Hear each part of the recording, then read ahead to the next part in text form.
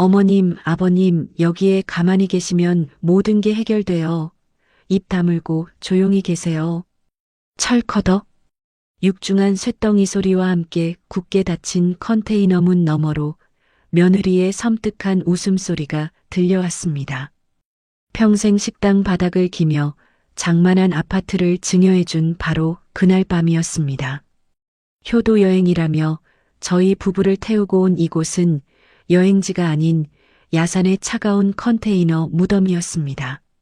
자식이라는 이름의 악마들에게 버려진 그날 밤, 저는 피눈물을 흘리며 맹세했습니다. 이 지옥에서 살아나간다면 너희들의 뼈와 살을 씹어먹어서라도 반드시 갚아주겠노라고. 안녕하세요. 저는 올해로 69이 된 현정숙이라고 합니다. 평생을 가족 하나만 바라보고 억척같이 살아왔는데 제 인생 끄트머리에 이런 세상 무너질 듯한 일이 벌어질 줄은 꿈에도 몰랐습니다. 믿었던 가족에게 버려져 차가운 컨테이너에서 죽을 뻔한 제 기구한 사연 한번 들어봐 주시겠어요? 그날 저는 법무사 사무실의 형광등 불빛 아래 놓인 아파트 증여 계약서를 내려다보고 있었습니다. 이게 어떤 집인가요? 30년 동안 식당 주방에서 등골이 휘도록 일해서 장만한 내 피와 땀이 서린 아파트였습니다. 그런데 이제 이 집을 아들 준성이 명의로 넘겨주는 순간이 오고야 말았습니다. 어머님, 여기 이 칸에 도장만 꾹 찍으시면 끝나요. 아주 간단하죠? 법무사가 내민 인주가 제 눈앞에서 붉게 번들거렸습니다. 선뜻 손이 나가지 않아 망설이고 있는데 옆에 앉아있던 남편이 제 쭈글쭈글한 손을 두 손으로 꼭 감싸주며 말했습니다. 여보, 왜 그래? 우리 하나뿐인 아들한테 주는 건데 뭘 그렇게 망설여? 자식 잘 되라고 주는 거잖아. 얼른 찍어. 남편의 목소리에는 자식을 위한다는 뿌듯함과 자부심이 가득 차 있었습니다. 저는 남편의 말에 용기를 얻어 숨을 한번 크게 들이마시고는 도장을 꾹 눌렀습니다. 하얀 종이 위에 붉은 인주 자국이 선명하게 박히는 걸 보니 가슴 한구석이 휑하니 뚫리는 것 같기도 하고 시원섭섭하기도 했습니다. 고생 많으셨습니다. 이제 등기 이전 절차는 저희가 알아서 깔끔하게 처리하겠습니다. 법무사가 서류를 착착 정리하는 동안 며느리 서연이가 제 손을 덥석 잡더니 눈물이 그렁그렁한 눈으로 저를 쳐다봤습니다. 어머님, 아버님, 정말 감사해요. 이 은혜 평생 잊지 않을게요. 저희가 진짜 잘 모실게요. 서연이 눈가에 맺힌 눈물을 보니 제 마음이 찡하게 울렸습니다. 저렇게 고마워하는데 내가 너무 욕심을 부렸나 싶어 오히려 미안한 마음까지 들었습니다. 그래, 서연아. 울지 마라. 우리 너희 둘만 행복하게 잘 살면 나는 더 바랄 게 없지. 어머님, 아버님, 제가 오늘 특별히 준비한 게 있어요. 서연이가 금세 표정을 바꾸더니 환하게 웃으며 호들갑을 떨었습니다. 준비한 거? 그게 뭔데? 부모님을 위한 효도 여행이요. 공기 좋고 물 맑은 곳으로 제가 아주 근사한 곳을 예약해뒀어요. 오늘 지금 당장 출발해요. 여행이라니? 갑자기 그게 무슨 소리냐? 옷까지도 하나 안 챙겼는데 뜬금없이? 남편이 눈을 동그랗게 뜨고 당황해서 물었습니다. 아빠, 서연이가 다 준비했어. 가방도 미리 다 싸놨고 그냥 몸만 가시면 돼. 준성이가 차 열쇠를 짤랑짤랑 흔들며 끼어들었습니다. 엄마, 아빠, 오늘 하루는 우리가 제대로 모실게. 맛있는 것도 실컷 먹고 좋은 데 구경도 시켜줄 테니까 그냥 따라와. 저는 아들 내외의 지극한 효심에 코끝이 시큰해졌습니다. 법무사 사무실을 나와 준성이 차 뒷좌석에 올라타자 서연이가 트렁크에서 작은 가방을 꺼내 흔들어 보였습니다. 짜잔! 여기 갈아입으실 옷이랑 세면도구까지 싹 다 챙겨 넣었어요. 아무 걱정 마세요. 차가 부드럽게 출발하자 운전대를 잡은 준성이가 백미러로 저를 보며 말했습니다. 금강산도 식후경이라잖아. 일단 저녁부터 먹으러 갈게. 엄마 아빠 좋아하시는 일식집 예약해뒀어. 아이고, 일식집 거기는 비싼데?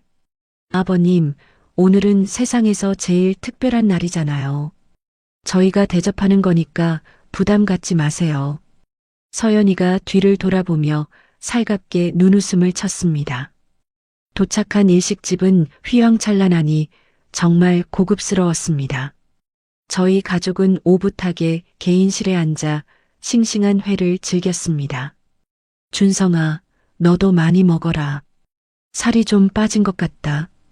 저는 제일 맛있는 부위를 집어 아들 접시에 올려주었습니다. 그런데 준성이는 제 눈을 슬그머니 피하면서 접시만 바라보고 있었습니다. 그런 준성이의 이마에 식은땀이 송골송골 맺혀 흐르는 게 보였어요. 준성아, 너 왜 그러냐? 어디 아픈 거야? 땀을 왜 이렇게 흘려? 아니야, 엄마. 그냥 방이 좀 더워서 그래. 신경 쓰지 마. 준성이가 허둥지둥 손수건으로 이마를 훔쳤습니다. 저는 그런 아들이 안쓰러워 손을 따뜻하게 잡아주었습니다. 결혼 앞두고 이것저것 신경 쓸 게 많아서 긴장했나 보구나. 괜찮다. 다 잘 될 거야. 준성이는 고개를 푹 숙인 채 아무 대답도 하지 않았습니다. 식사를 마치고 다시 차에 올랐을 때는 이미 해가 져서 어둑어둑해진 뒤였습니다. 그래서 지금 어디로 가는 거야? 남편이 창밖을 두리번거리며 물었습니다. 가보면 알아요. 깜짝 선물이니까 도착할 때까지 비밀이에요. 서연이가 장난스럽게 웃으며 대답을 피했습니다. 차는 화려한 불빛이 반짝이는 도심을 빠져나가기 시작했습니다. 처음에는 가로등이 환하게 켜진 도로를 달리더니 점점 인적이 드문 곳으로 들어섰습니다.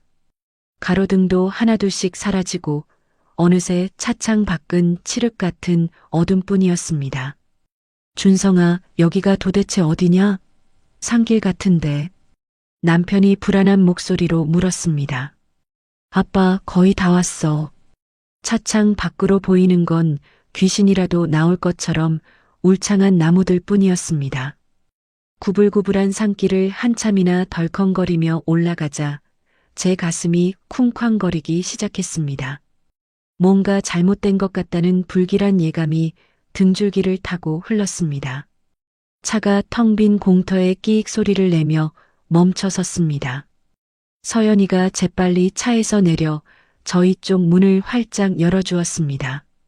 어머님, 아버님 다 왔어요. 얼른 내리세요. 여기가 어디야? 아무것도 안 보이는데? 제가 눈을 가늘게 뜨고 물었습니다. 주변은 너무 어두워서 한치 앞도 분간할 수가 없었습니다. 저희가 깜짝 이벤트를 준비했어요. 놀라실 수 있으니까 눈 감고 계세요. 서연이가 잔뜩 들뜬 목소리로 재촉했습니다. 어둠 속 저 멀리 뭔가 거대하고 네모난 물체의 윤곽이 희미하게 보였습니다. 저게 뭐냐? 창고 같은데? 어머님, 눈 뜨시면 안 돼요. 제가 저 안에 깜짝 선물 준비해 놨다니까요. 저희는 눈을 감은 채 서연이가 이끄는 대로 발을 떼었습니다. 발밑에서 자갈들이 자그락자그락 밟히는 소리가 유난히 크게 들렸습니다. 차가운 쇳문 앞에 섰을 때 서연이가 외쳤습니다. 자, 이제 들어가세요. 주인공 입장. 저희는 설레는 마음 반, 두려운 마음 반으로 철문 안으로 발을 들여놓았습니다. 그리고 몇 걸음 앞으로 갔을까요? 뒤에서 쾅 하는 굉음과 함께 육중한 철문이 닫혔습니다. 곧이어 쇠사슬이 칭칭 감기는 소리와 자물쇠가 철컥 채워지는 소리가 들렸습니다. 뭐야? 이게 뭔 소리야? 문이 왜 닫혀? 남편이 깜짝 놀라 소리쳤습니다. 남편이 떨리는 손으로 급히 주머니에서 휴대폰을 꺼내 불빛을 켰습니다. 휴대폰 불빛이 흔들리며 주변을 비추는 순간 저는 숨이 턱 막혀버렸습니다. 그곳에 서연이가 준비했다는 선물은커녕 썩은 쓰레기가 널려 있었고 벽에는 시커먼 곰팡이가 덕지덕지 피어 있었습니다. 코를 찌르는 악취에 구역질이 올라왔습니다. 이게 무슨... 제 목소리가 사시나무 떨듯 떨렸습니다. 여보, 내 휴대폰은 배터리가... 남편의 휴대폰 화면에는 빨간 배터리 표시와 함께 숫자 1%가 위태롭게 깜빡이고 있었습니다. 그제야 오늘 하루 종일 서연이가 저희 사진을 찍어준다며 남편의 휴대폰을 가져가서 배터리가 닳도록 셔터를 눌러대던 게 떠올랐습니다. 그게 다 계획된 일이었다니 소름이 끼쳤습니다. 저도 급하게 가방을 뒤져봤지만 준성이의 차에 놓고 내렸는지 보이지 않았습니다. 여보, 112, 빨리 112 눌러. 제가 다급하게 비명을 질렀습니다. 남편이 덜덜 떨리는 손가락으로 화면을 눌렀습니다. 1 그리고 마지막 1을 누르려는 찰나였습니다.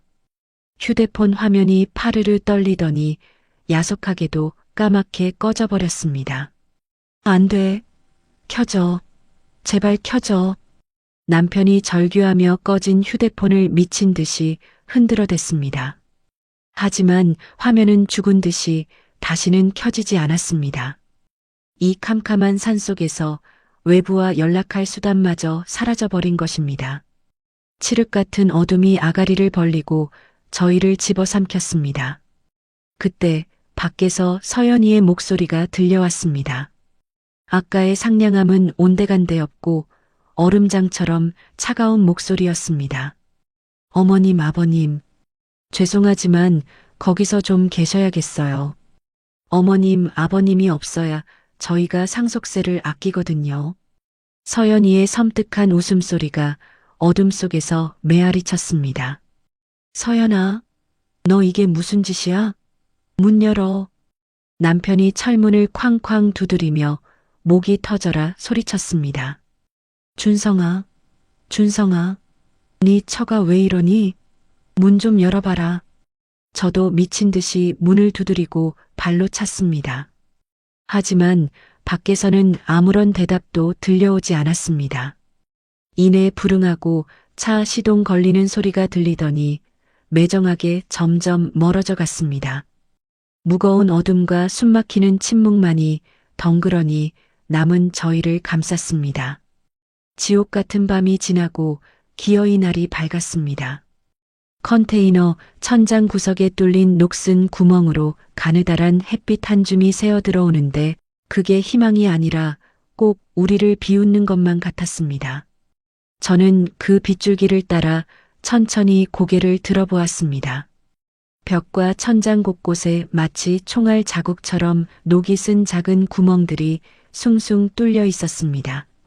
손가락 하나 겨우 들어갈 정도로 좁은 구멍들 주변에는 날카로운 철판 조각들이 통날처럼 곤두서 있었죠. 저는 떨리는 손으로 구멍 하나에 손가락을 조심스레 넣어봤습니다. 순간 녹슨 철판이 손가락을 잽실하게 베고 지나갔고 붉은 피가 송골송골 맺혔습니다. 사람이 빠져나갈 수 있는 크기가 아니었습니다. 이곳은 그야말로 완벽한 감옥, 아니 무덤이나 다름없었습니다. 그때 남편이 미친 사람처럼 다시 철문을 쾅쾅 두드리기 시작했습니다. 준성아, 준성아, 문 열어라. 아빠 여기 있다. 준성아. 쇠문을 두드리는 둔탁한 소리가 컨테이너 안에 메아리처럼 웅웅 울려 퍼졌습니다. 남편의 손등이 벌겋게 부어오르는 게 보였습니다. 여보, 그만해. 아무리 소리쳐봤자 밖에서는 아무도 안 들려. 제발 그만해. 하지만 남편은 제 말이 들리지 않는지 멈추지 않았습니다. 아니야. 그럴 리가 없어.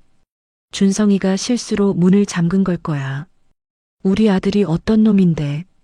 남편이 쉰 목소리로 악을 쓰며 문을 더 세게 두드렸습니다. 여보 제발 정신 좀 차려. 우리 아들이 이럴 리 없어. 절대 이럴 리가 없다고. 분명 실수야, 실수. 남편의 목소리가 가여울 정도로 파르르 떨렸습니다. 저는 무너져 내리는 남편의 등짝을 하염없이 바라만 보았습니다. 남편도 속으로는 이미 알고 있었을 겁니다. 자식이 부모를 고려장시켰다는 사실을 죽기보다 인정하고 싶지 않았던 거겠죠. 그때였습니다. 남편이 갑자기 억하고 비명을 지르며 가슴을 움켜쥐고 바닥으로 고꾸라졌습니다. 여보, 당신 왜 그래? 여보. 남편의 얼굴이 핏기 하나 없이 백지장처럼 새하얗게 질려 있었습니다. 이마에는 식은땀이 비 오듯 줄줄 흐르고 있었습니다. 가슴이 찢어질 것 같아 남편이 헐떡이며 가쁜 숨을 몰아쉬었습니다. 저는 눈앞이 캄캄해져서 허둥지둥 가방을 뒤지기 시작했습니다. 남편은 협심증이 있어서 하루라도 약을 걸으면 큰일 나는 사람이었습니다. 매일 아침 저녁으로 꼬박꼬박 약을 챙겨 먹어야만 했습니다. 약이 어디 갔지? 분명히 넣었는데. 저는 가방을 바닥에 패대기 치듯 뒤집어 엎었습니다. 하지만 옷까지 몇 벌만 힘없이 바닥에 툭툭 떨어졌습니다. 저는 손이 보이지 않을 정도로 옷을 하나하나 들춰보고 탈탈 털어봤습니다. 하지만 늘 가지고 다니던 약 파우치가 눈을 씻고 찾아봐도 보이지 않았습니다. 이게 왜 없지? 이상하네. 내가 분명 챙겨 넣었는데. 그 순간 며느리 서연이의 상냥했던 목소리가 뇌리를 스치고 지나갔습니다. 어머님, 가방이 너무 무거우시죠? 제가 정리해서 차에 실어드릴게요. 이리 주세요. 법무사 사무실을 나오면서 서연이가 제 가방을 낚아채듯 받아들었던 모습이 생생하게 떠올랐습니다. 서연이가 산속에서 차 트렁크를 열고 가방을 건네줬을 때 저는 의심 하나 없이 그저 넙죽 받기만 했습니다. 그럼 서연이가? 저는 미친 듯이 가방 안쪽 주머니까지 다시 뒤졌습니다. 그토록 중요한 약이 아무리 뒤져도 없었습니다. 지갑도 신분증도 없었습니다. 여보, 약이 한 톨도 없어. 제 목소리가 사시나무 떨듯 떨려 나왔습니다. 뭐라고? 남편이 고통 속에서 힘겹게 고개를 들었습니다. 서연이가 그년이 일부러 뺀 거야. 작정하고 다 빼버린 거라고. 저는 머리끝부터 발끝까지 소름이 쫙 돋았습니다. 에이 설마 사람이 어떻게. 여보, 이게 우연이겠어? 당신 지병 있어서 약 없으면 어떻게 되는지도 그년이 다 알고 있었다고. 남편이 입술을 피가 나도록 깨물었습니다. 전현이 날 여기서 자연사 한 걸로 위장하려고 했다고? 저는 주먹을 불끈 쥐었습니다. 손톱이 살을 파고들어 아픈 줄도 몰랐습니다. 며느리 서연은 처음부터 치밀하게 모든 걸 계획했던 겁니다. 저희를 이 깊은 산속 쇳덩이 안에 가둬두고 남편이 지병으로 쓰러져 죽기만을 기다린 거였습니다. 남편이 죽고 나면 힘없이 혼자 남은 저는 공포에 질려 더 빨리 죽을 테니까요. 이 천벌을 받으련 이 악랄한 것들. 저는 이가 갈려서 턱이 아플 지경이었습니다. 하루가 지나고 꼬박 이틀이 지났습니다. 서연이가 생색내듯 가방에 넣어준 물 한 병을 남편 입에만 조금씩 적셔주며 아꼈지만 사흘째 되는 날 그마저도 바닥이 나고 말았습니다. 남편의 상태는 눈에 띄게 나빠졌습니다. 가슴을 쥐어짜는 통증이 하루에도 몇 번씩 찾아와 사람을 잡았습니다. 으윽. 남편이 짐승 같은 신음소리를 내며 차가운 바닥에 나뒹굴었습니다. 여보 제발 정신줄 놓으면 안 돼. 조금만 버텨봐. 저는 남편의 차가운 손을 비비고 또 비볐습니다. 하지만 남편의 손은 점점 얼음장처럼 차가워져만 갔습니다. 준성아, 제발 데리러 와라. 아빠가 잘못했다. 남편이 헛소리를 하기 시작했습니다. 고열에 시달리며 정신이 오락가락하는 것 같았습니다. 여보, 정신 차려. 준성이는 안 와. 그놈은 우리를 버렸다고. 저는 남편의 뺨을 찰싹찰싹 때리며 울부짖었습니다. 하지만 남편은 힘없이 눈을 스르르 감아버렸습니다. 저는 짐승처럼 컨테이너 구석구석을 살폈습니다. 살아야 했습니다.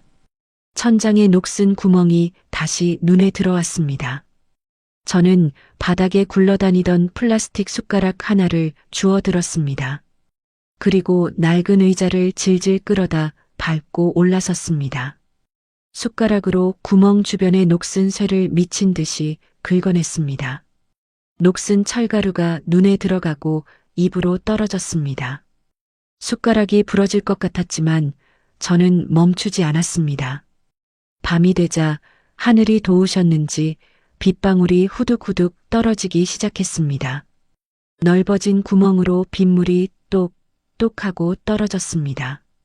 저는 급히 빈 물병을 구멍 아래 받쳐놓았습니다. 흙탕물 같은 빗물이 조금씩, 아주 조금씩 병에 고였습니다. 여보, 물이야. 하늘에서 물을 줬어. 마셔. 저는 축 늘어진 남편을 억지로 일으켜 세웠습니다. 귀한 빗물을 남편의 메마른 입술 사이로 조금씩 흘려 넣었습니다. 남편이 본능적으로 꿀꺽거리며 물을 삼키더니 콜록콜록 기침을 토해냈습니다. 저는 덜덜 떠는 남편을 있는 힘껏 끌어안아 체온을 나누었습니다. 여보, 남편이 모기만한 목소리로 가늘게 숨을 내쉬었습니다. 정수가 미안해. 정말 미안하다. 무슨 뚱딴지 같은 소리야. 당신 잘못 없어. 그런 말하지 마. 내가 아들을 잘못 키웠나 봐. 내가 죄인이야. 남편의 목소리가 금방이라도 끊어질 듯 위태로웠습니다. 지금 그런 약해 빠진 소리 할 때 아니야. 저는 남편의 손을 으스러져라 꼭 쥐었습니다. 여보, 내 말 똑똑히 들어. 우리 여기서 이대로 절대 못 죽어. 억울해서라도 못 죽는다고. 정수가 죽어도 이곳에서의 개죽음은 안 돼. 기필코 살아서 나가야 해. 살아서 놈들 눈에 피눈물 나는 꼴을 보고 죽어야지. 안 그래? 저는 어금니가 부서져라 이를 악물었습니다. 도끼가 서린 제 말에 남편이 제 손을 아주 약하게 하지만 분명하게 마주 잡았습니다. 그래, 살아야지, 살아야 해. 저희 부부는 칠흑 같은 어둠 속에서 서로를 생명줄처럼 부둥켜 안았습니다. 오직 시퍼런 복수심 하나로 저는 흐려지는 정신을 억지로 붙잡았습니다. 바보 같은 준성이와 그 악마 같은 서연이를 반드시 기필코 벌받게 하겠다고 뼈에 사무치도록 다짐하고 또 다짐했습니다. 지옥 같은 시간이 흐르고 어느덧 나흘째 밤이 찾아왔습니다. 하늘이 무심하시지 빗방울이 하나둘 떨어지기 시작하더군요. 처음에는 보슬보슬 내리던 비가 삽시간에 장대비로 변해 컨테이너 지붕을 때려댔습니다. 마치 하늘이 뚫린 것처럼 쏟아지는 빗소리에 저는 소스라치게 놀라 남편을 흔들었습니다. 여보, 여보, 일어나 봐. 비가 와. 하늘이 우릴 도우시려나 봐. 남편이 힘겹게 눈꺼풀을 들어 올리며 메마른 입술을 달싹였습니다. 물 받아야지 어서. 저는 서둘러 빈 물병을 천장 구멍 아래에 받쳐놓았습니다. 그런데 빗줄기가 심상치 않았습니다. 점점 굵어지는 빗방울이 마치 돌멩이처럼 지붕을 두들겼고 거센 바람까지 몰아치기 시작했습니다. 콱쾅! 천둥 소리가 온 산을 집어삼킬 듯 뒤흔들었습니다. 순간적으로 컨테이너 안이 대나처럼 환해졌다가 다시금 암흑천지로 변했습니다. 여보, 이거 보통 비가 아니야. 태풍이 온 것 같아. 천장 구멍으로 빗물이 폭포수처럼 쏟아져 들어오기 시작했습니다. 구멍 하나가 아니었습니다. 녹슨 천장 곳곳에서 물줄기가 터져나와 바닥을 적셨습니다. 이거 큰일 났네. 물이 너무 많이 들어와. 남편이 몸을 일으키려다 힘이 빠져 그만 바닥으로 털썩 주저앉았습니다. 바닥에는 이미 발목까지 차오를 정도로 물이 고이기 시작했습니다. 우두둑, 기익. 갑자기 컨테이너 전체가 비명을 지르듯 삐걱거리는 소리를 냈습니다. 아, 뭐야, 이 소리? 여보, 들었어? 저는 공포에 질려 주변을 두리번거렸습니다. 그 순간 컨테이너 바닥이 한쪽으로 쑥 기울어지는 게 느껴졌습니다. 여보, 땅이 무너지는 것 같아. 컨테이너가 쏠리고 있어. 쏟아지는 빗물이 컨테이너를 받치고 있던 흙더미를 씻어내고 있었던 겁니다. 컨테이너가 점점 더 가파르게 기울기 시작했습니다. 으악, 여보. 저희는 비명을 지르며 벽 쪽으로 처박혔습니다. 정수가, 기둥 잡아. 거기 기둥 꽉 잡아. 남편이 목이 터져라 소리쳤습니다. 저희는 죽기 살기로 기어가 컨테이너 중앙에 있는 쇠기둥을 붙잡고 매달렸습니다. 저는 떨리는 손으로 가방 끈을 풀어 저와 남편의 허리를 칭칭 감았습니다. 그리고 기둥에 단단히 동여매어 생명줄을 만들었습니다. 여보, 꽉 잡아. 이렇게라도 해야 떨어지지 않아. 절대 놓으면 안 돼. 어느새 물이 정강이까지 차올라 차가운 냉기가 뼈속을 파고들었습니다. 번개가 또다시 번쩍 하고 세상을 비췄습니다. 그 짧은 찰나 저는 컨테이너 밖을 내다보았습니다. 틈새 사이로 빗줄기를 뚫고 뭔가가 어른거리는 게 보였습니다. 분명 사람 형체 같았습니다. 여보, 저기 봐. 저기 사람 있어. 누가 왔어? 뭐, 정말이야? 남편이 힘겹게 고개를 돌려 창밖을 응시했습니다. 하지만 야속하게도 이미 어둠이 짙게 깔려 아무것도 보이지 않았습니다. 다시 한번 번개가 번쩍 하고 내리꽂혔습니다. 이번에는 확실했습니다. 숲속 나무 사이로 누군가가 움직이고 있었습니다. 사람이야, 여보. 분명 사람이었어. 우리가 살려나 봐. 저는 희망에 차서 목청이 터져라 소리쳤습니다. 여기요. 여기 사람 있어요. 제발 살려주세요. 사람 살려. 하지만 맹렬한 빗소리와 천둥 소리에 묻혀 제 목소리는 밖으로 새어나가지도 못하는 것 같았습니다. 여보, 구조대일까? 누가 우리를 신고해줬을까? 남편이 간절한 눈빛으로 물었습니다. 그럴 거야. 그러지 않고서야 이 밤에 누가 여기를 오겠어. 저는 신락 같은 희망을 품고 끄덕였습니다. 하지만 잠시 후 그림자는 호련히 사라져버렸습니다. 밤새도록 비는 그치지 않고 계속 내렸어요. 컨테이너 안은 무릎까지 물이 차올라 얼음장처럼 차가웠습니다. 저희 부부는 기둥에 매달린 채 서로의 체온에 의지에 덜덜 떨며 밤을 지새웠습니다. 마침내 동이 트자 거짓말처럼 비가 뚝 그쳤습니다. 저는 신경을 곤두세우고 귀를 기울였습니다. 사각, 사각. 그때 젖은 낙엽을 밟는 무겁고 투박한 발자국 소리였습니다. 마치 군화 같은 두꺼운 신발을 신은 것 같았습니다. 쿵, 쿵, 쿵. 점점 더 가까이 컨테이너를 향해 다가오는 소리였습니다. 여보 들려? 저는 남편의 팔을 꽉 움켜쥐고 흔들었습니다. 남편도 이미 그 소리를 듣고 눈을 크게 뜨고 있었습니다. 쿵, 쿵. 발자국 소리가 정확히 컨테이너 문 앞에서 뚝 멈췄습니다. 거친 숨소리가 문틈으로 새어 들어왔습니다. 후, 후. 누군가 바로 문 밖에 서 있었습니다. 여기요. 누구세요?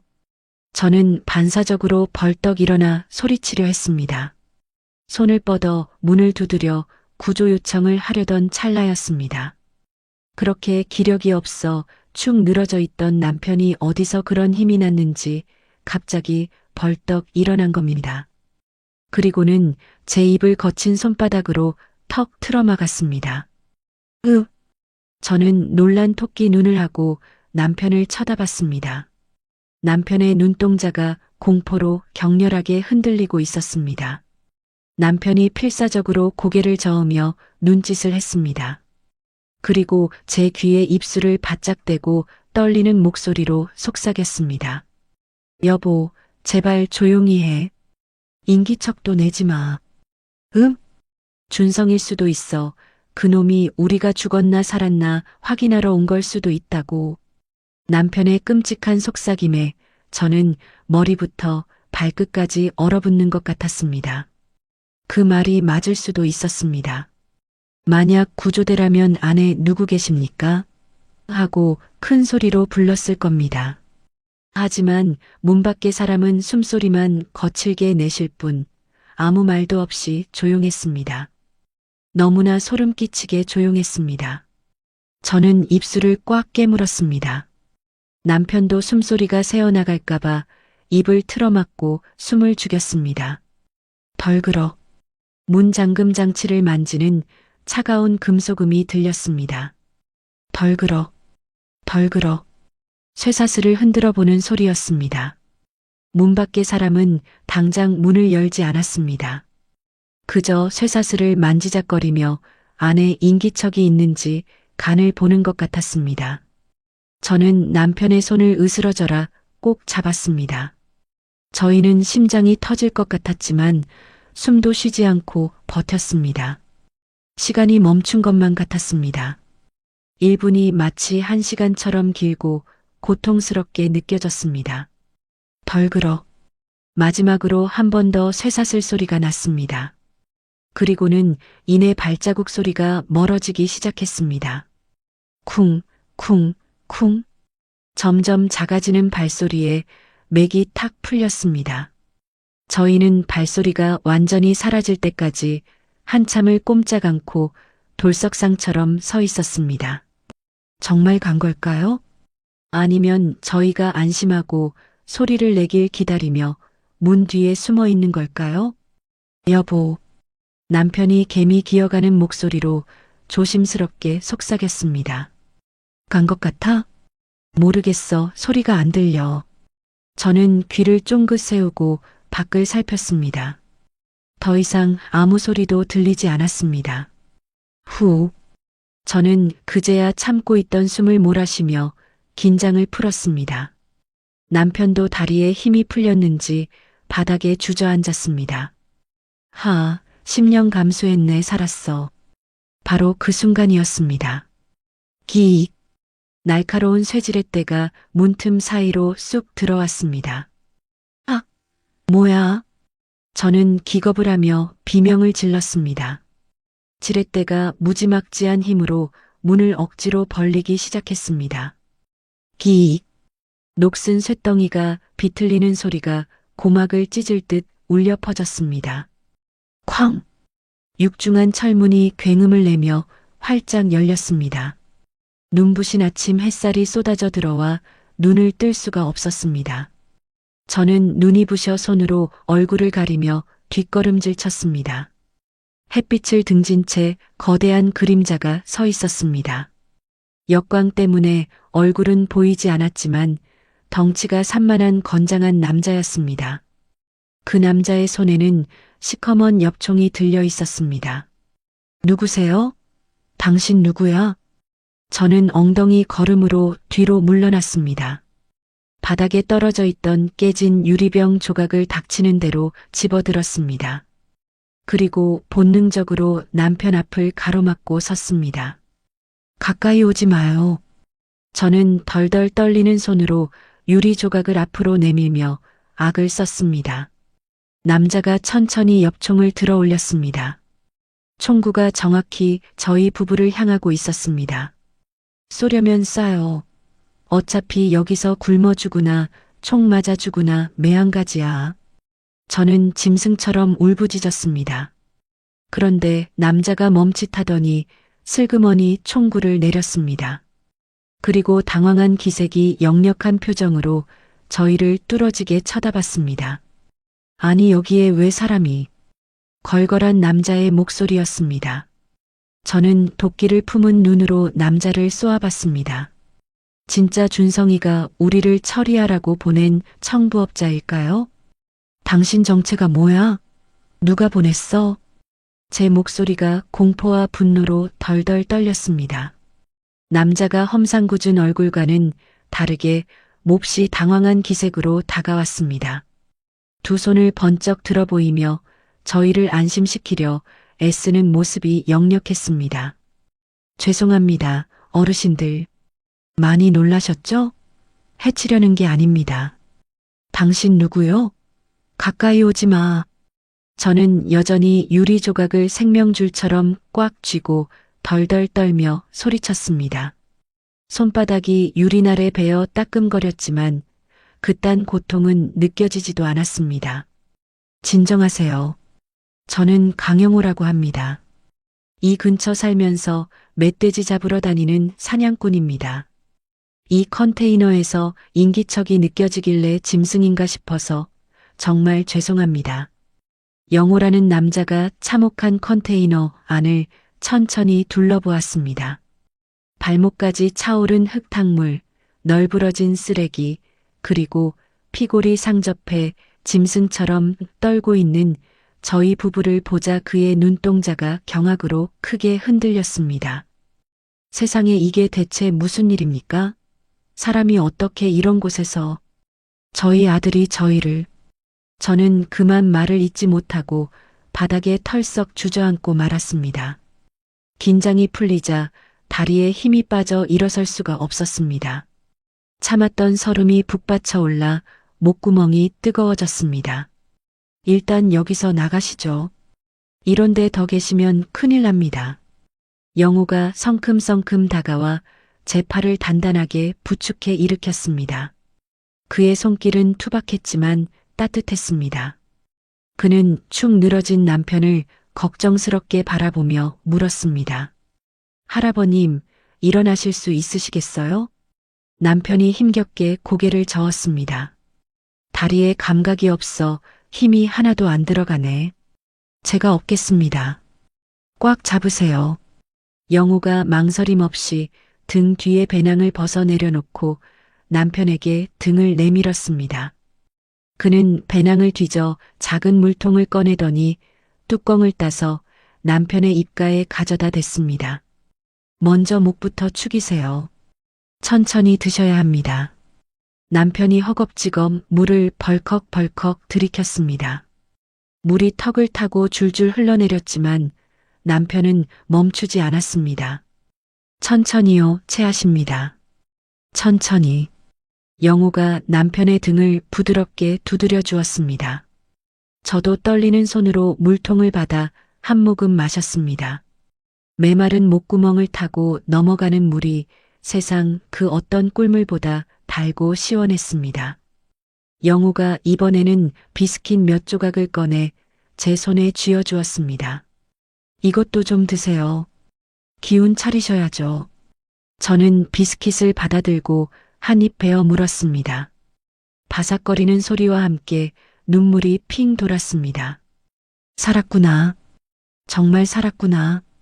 지옥 같던 그곳에서 드디어 벗어날 수 있다는 안도감에 눈물이 하염없이 흘러내렸습니다. 고맙습니다. 정말 고맙습니다. 이 은혜를 어떻게 갚아야 할지. 저는 입안 가득 과자를 문 채 엉엉 울며 고개를 숙였습니다. 그런 말씀 마세요. 일단 2, 3부터 내려가야 합니다. 늦어지면 더 추워져요. 영호가 앙상하게 마른 남편을 가볍게 들쳐 업었습니다. 남편이 뼈만 남아 종이장처럼 가벼워진 것 같아 가슴이 미어지는 듯 했습니다. 할머니, 제 뒤만 잘 따라오세요. 길이 험합니다. 영호가 앞장서서 성큼성큼 걸음을 옮겼습니다. 저는 후들거리는 다리를 억지로 움직여 그의 뒤를 따랐습니다. 어젯밤 폭우로 인해 산길은 진흙탕이었고 나무 뿌리가 뱀처럼 여기저기 튀어나와 있었습니다. 조심하세요. 여기 밟으시고요. 영호는 험한 길이나 턱이 나올 때마다 멈춰서서 제 손을 잡아주었습니다.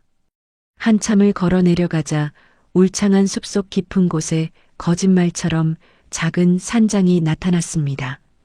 다 왔습니다. 여기가 제가 지내는 곳입니다. 누추하지만 좀 쉬시다 가시죠. 영우가 산장문을 활짝 열었습니다. 안으로 들어서자 훈훈한 공기가 훅 끼쳐왔습니다. 여기 소파에 앉으세요. 영우가 남편을 조심스럽게 소파에 눕히고 저를 그 옆에 앉혔습니다. 따뜻한 불기운이 얼어붙은 몸을 녹여주자 긴장이 풀리며 나른해졌습니다. 담요 좀 덮고 계세요. 영우가 두툼한 담요를 가져와 저희 부부의 어깨를 감싸주었습니다. 그 따스함에 저도 모르게 다시 눈시울이 붉어졌습니다. 문득 불안한 생각이 스쳐 지나가 저는 조심스럽게 입을 열었습니다. 저기 선생님은 정말 우리 아들이 보낸 사람이 아니죠? 제 떨리는 목소리에 영우가 장작을 넣다 말고 고개를 갸웃하며 돌아봤습니다. 아들이요? 그게 무슨 말씀이세요? 그 순박하고 의아해하는 표정을 보니 그제야 마음이 놓였습니다. 아무것도 아니에요. 그냥 무서워서 확인하고 싶었어요. 미안해요. 저는 안도의 한숨을 깊게 내쉬었습니다. 영우는 잠시 후 김이 모락모락 나는 따뜻한 수프를 쟁반에 받쳐들고 나왔습니다. 드세요. 급하게 끓이느라 맛은 없겠지만 속이 좀 풀릴 겁니다. 저희는 말없이 수프를 떠먹었습니다. 따뜻한 국물이 뱃속으로 들어가니 얼음장 같던 몸뚱이가 녹아내리는 기분이었습니다. 그렇게 하루가 지나고 저희는 산장에서 머물며 조금씩 기력을 회복했습니다. 영우는 묵묵히 저희에게 밥을 챙겨주고 약초를 다려주며 정성껏 돌봐주었습니다. 이틀째 되는 날 저녁이었습니다. 벽난로 앞에 앉아 불멍을 때리고 있는데 맞은편에 앉아있던 영우가 조심스럽게 입을 열었습니다. 어르신들, 이제 좀 괜찮아지셨으면 말씀해 주실 수 있으세요? 도대체 무슨 일이 있었던 건지, 산속 컨테이너에는 왜 갇혀 계셨던 건지 말입니다. 저는 옆에 누워있는 남편을 바라봤습니다. 남편이 힘없이 하지만 단호하게 고개를 끄덕였습니다. 말씀드릴게요.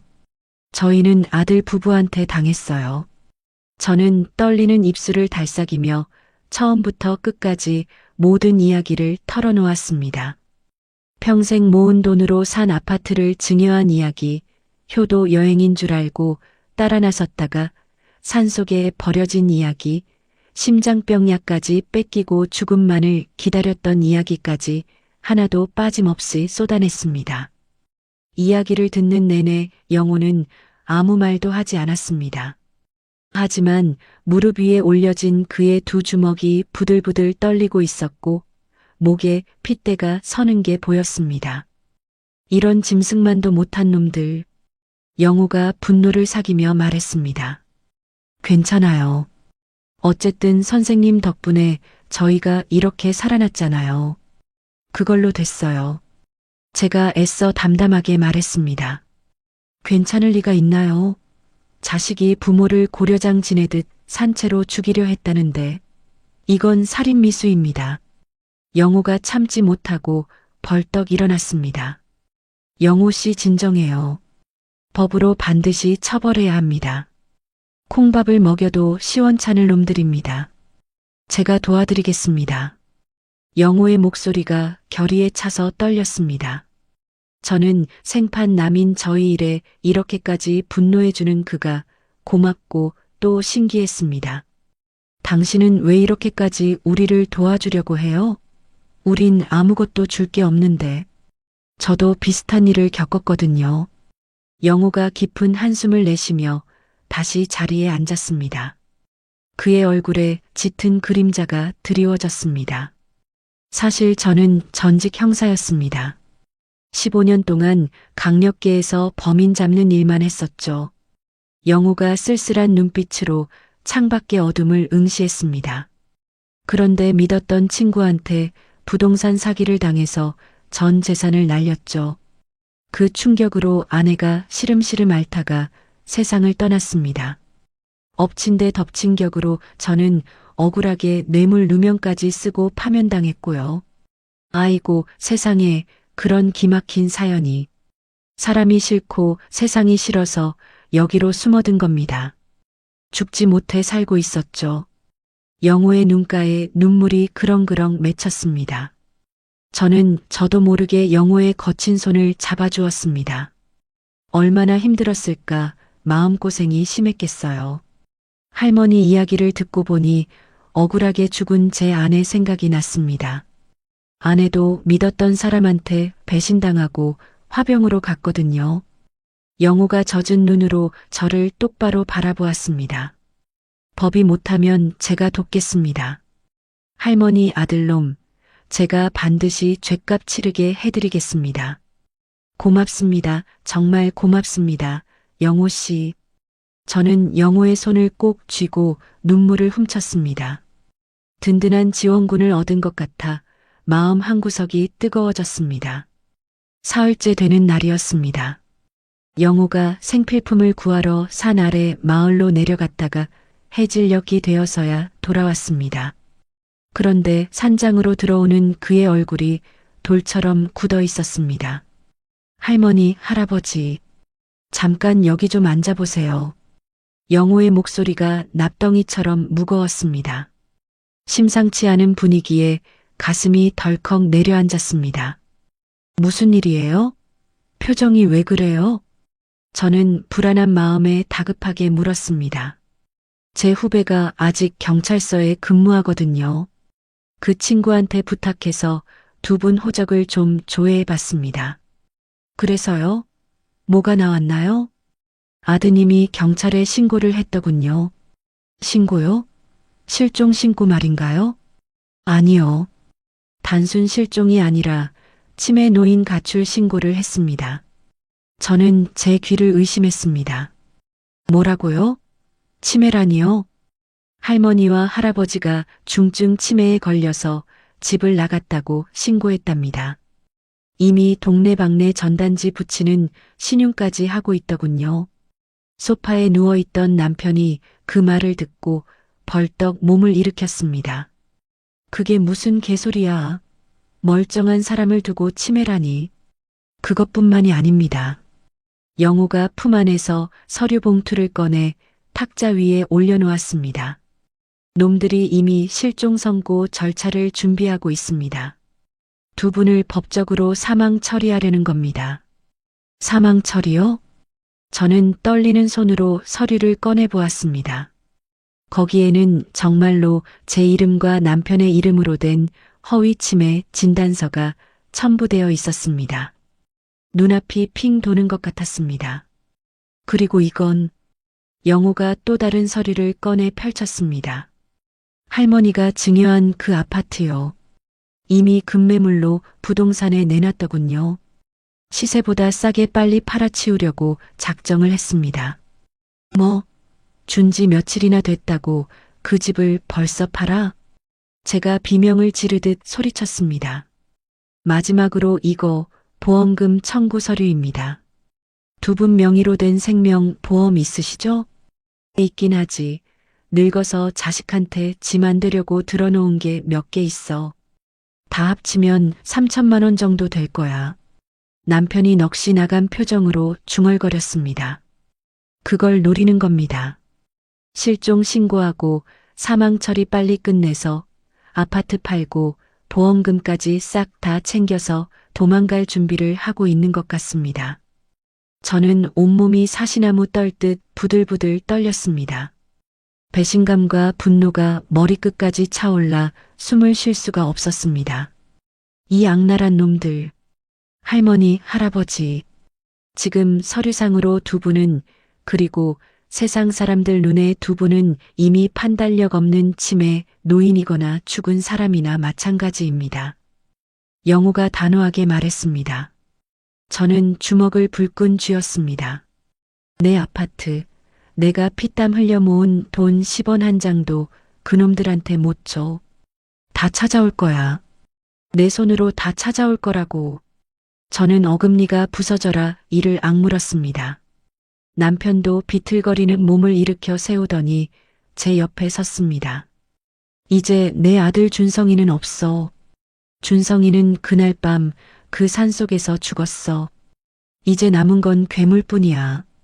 남편의 눈에 서리빨 같은 도끼가 서렸습니다. 도와주세요, 영호 씨. 저희가 그놈들한테 복수할 수 있게 도와주세요. 저는 간절한 눈빛으로 영호의 손을 잡았습니다. 영호가 굳게 담은 입술을 열며 고개를 끄덕였습니다. 걱정 마십시오. 놈들이 파놓은 함정에 제가 더 깊은 구덩이를 파주겠습니다. 저한테 맡기세요. 영호의 눈빛이 맹수처럼 날카롭게 번뜩였습니다. 지옥 같던 컨테이너에서 살아나온 지 일주일이 지났습니다. 산장 생활은 몸은 편했지만 마음은 하루하루가 뾰족한 가시방석이었습니다. 영호 씨는 매일 새벽같이 나갔다가 달이 중천에 떠서야 파김치가 되어 돌아왔습니다. 그 사람이 가져오는 소식들은 하나같이 기가 막히는 이야기들 뿐이었습니다. 자식 놈과 며느리가 벌이는 패륜 행각을 전해 듣자니 억장이 무너진다는 말이 무슨 뜻인지 뼈저리게 알 것 같았습니다. 할머니, 할아버지, 이제 때가 됐습니다. 더 이상 기다릴 수 없어요. 그날 저녁 영호 씨가 비장한 표정으로 낡은 지도를 탁자 위에 쫙 펼쳤습니다. 그 눈빛이 어찌나 매섭던지 멧돼지 잡을 때보다 더 서슬퍼렇게 빛나고 있었습니다. 우리가 뭘 하면 되죠? 시키는 대로 다 할게요. 저는 주먹을 불끈 쥐고 영호 씨를 바라봤습니다. 이제 눈물도 말라버렸습니다. 남은 건 오직 내 인생을 짓밟은 것들에 대한 시퍼런 분노뿐이었습니다. 증거를 모아야 합니다. 모든 걸 낱낱이 확보해야 놈들 숨통을 조일 수 있습니다. 도대체 어떻게 그걸 다... 할머니는 청소부로 변장하셔야겠습니다. 서연이가 제 집 드나들 듯 가는 명품관 근처를 맡아주세요. 청소부요? 네. 화려한 옷 입은 사람들 틈에서 빗자루 든 청소부한테 눈길 주는 사람은 아무도 없거든요. 서연이가 버린 영수증, 쓰레기통 뒤져서라도 다 찾아내세요. 영호 씨가 미리 구해온 허름한 청소부 작업복과 모자를 제 앞에 내밀었습니다. 그 옷을 보니 묘하게 전이가 불타올랐습니다. 내 자식 똥기저귀 빨아가며 키웠는데 쓰레기통 뒤지는 게 뭐 대수겠습니까? 할아버지는 아파트 단지 경비실을 맡아주세요. 경비원들이나 동네 주민들하고 어울리면서 며느리가 평소에 시부모에 대해 뭐라고 떠들고 다니는지 놈들이 파놓은 함정이 먼지려 들으셔야 합니다. 알겠네. 내가 왕년에 눈치 하나는 빨랐어. 걱정 말게. 남편이 입술을 앙다물며 고개를 끄덕였습니다. 저는 아드님 뒤를 밟겠습니다. 누구를 만나는지 싹 다 파헤칠 겁니다. 다음 날부터 우리는 각자의 전장으로 뛰어들었습니다. 저는 남루한 청소부 옷을 입고 모자를 푹 눌러 쓴 채 강남 한복판 명품 거리로 나섰습니다. 거리를 쓰는 척하며 곁눈질로 지나는 사람들을 살피는데 가슴이 쿵쾅거려 빗자루를 쥔 손에 땀이 흥건했습니다. 오후 2시쯤 되었을까요? 저 만치서 귀에 익은 하이톤의 목소리가 들려왔습니다.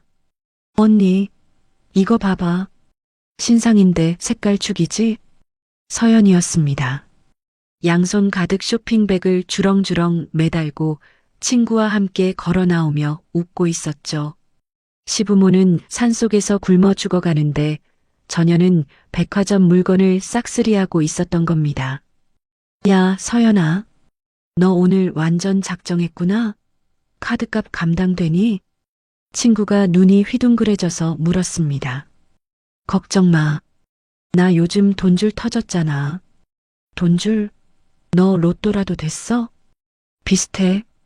늙은이들이 아파트 증여해주고 싹 사라져줬거든. 그거 곧 팔릴 건데 그럼 나 완전 돈방석 앉는 거지. 서연이가 소름 끼치는 말을 아무렇지도 않게 내뱉었습니다. 순간 눈앞이 핑 돌고 빗자루로 전연의 머리통을 후려치고 싶은 걸 간신히 참았습니다. 서연이는 손에 쥐고 있던 꼬깃꼬깃한 영수증 뭉치를 백화점 쓰레기통에 툭 던져버리고는 택시를 잡으러 총총 사라졌습니다. 저는 서연이가 사라지자마자 미친 사람처럼 쓰레기통으로 달려들었습니다.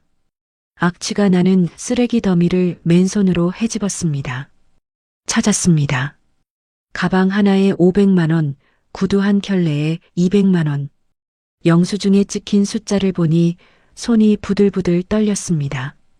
이 돈이 어떤 돈입니까? 식당 바닥 기어다니며 번 돈인데 전연이 하루아침에 물 쓰듯 쓰고 있었습니다. 이 천벌 받으련 다 내 돈인데. 저는 구겨진 영수증을 주머니에 쑤셔 넣으며 피눈물을 삼켰습니다. 같은 시각 남편은 예전 살던 아파트 단지 경비실 앞을 서성이고 있었습니다. 마침 경비원들이 모여 앉아 믹스커피를 마시며 수다를 떨고 있었습니다. 안녕하세요. 수고들 많으십니다. 저기 302호 사는 사람인데 길을 좀 여쭙느라고요. 남편이 사람 좋은 웃음을 지으며 자연스럽게 접근했습니다. 아, 네. 말씀하세요. 혹시 저기 805호 사는 이준성 씨네 부모님 못 보셨소? 예전에 신세 진 게 있어서 인사나 드릴까 하고 왔는데 통 안 보이시네. 경비원 반장이 혀를 끌끌 차며 대답했습니다. 아이고, 805호 어르신들요? 말도 마세요. 그 양반들 갑자기 노망이 나서 큰일 났답니다. 노망이요? 치매 말입니까? 네, 아주 심각하대요. 며느리가 울고불고 난리도 아니었어요. 자기가 똥오줌 받아내며 지극정성으로 모셨는데 시부모가 발작을 일으키고 집을 나갔다나 뭐라나. 결국 요양병원 폐쇄병동으로 보냈다고 하더라고요. 멀쩡하던 양반들이 갑자기. 그러게 말입니다. 그 며느리가 진짜 효부예요. 남편은 주머니 속 녹음기가 돌아가는 걸 확인하며 입술을 깨물었습니다. 효부라니 세상 사람들이 다 속고 있었습니다. 기가 막혀 말이 안 나왔지만 남편은 꾹 참고 녹음 버튼을 눌렀습니다. 한편 영호 씨는 준성이 회사 앞에서 잠복하고 있었습니다. 퇴근 시간이 되자 준성이가 헐레벌떡 뛰쳐나와 택시를 잡아탔습니다. 영호 씨는 능숙하게 차를 몰아 그 뒤를 밟았습니다. 준성이가 내린 곳은 인적이 드문 뒷골목의 낡은 상가 건물이었습니다. 간판도 없는 건물 지하로 준성이가 사라지자 영호 씨도 그림자처럼 조심스럽게 뒤따라 들어갔습니다. 지하 계단을 내려가자 매캐한 담배 연기와 함께 시끄러운 고함이 들려왔습니다. 이번엔 내가 먹는다. 아씨, 또 꽝이야. 야, 돈 더 가져와. 불법 도박장이었습니다. 영호 씨는 옷깃에 숨겨둔 초소형 카메라로 현장을 촬영하기 시작했습니다. 준성이가 충혈된 눈으로 도박판에 앉아 5만 원권 뭉치를 뿌려대고 있었습니다. 돈을 잃을 때마다 제 머리를 쥐어뜯으며 괴로워하는 꼴이 아주 가관이었습니다. 부모 목숨값으로 도박을 하는 짐승, 그게 바로 제 아들이었습니다. 저희는 매일 밤 산장에 모여 각자 수집한 증거들을 탁자 위에 쏟아냈습니다. 오늘도 서연이가 백화점에 출근 도장을 찍었어요. 이번엔 밍크 코트를 샀더군요. 여기 영수증 보세요. 제가 영수증 뭉치를 내밀었습니다. 동네방네 소문이 쫙 퍼졌어. 우리가 치매 걸려서 며느리도 못 알아보는 미치광이가 됐더구먼. 영호 씨가 도박 영상을 보여주었습니다. 화면 속에서 미친 듯이 소리 지르는 아들의 모습을 보니 가슴이 찢어지는 것 같았지만 동시에 차가운 분노가 머리끝까지 차올랐습니다. 좋습니다. 이 정도면 충분합니다. 놈들을 사회적으로 매장시키고 법적으로 쳐넣을 수 있습니다. 영호 씨가 자료들을 차곡차곡 정리하며 말했습니다. 그렇게 2주일이 더 흘렀습니다.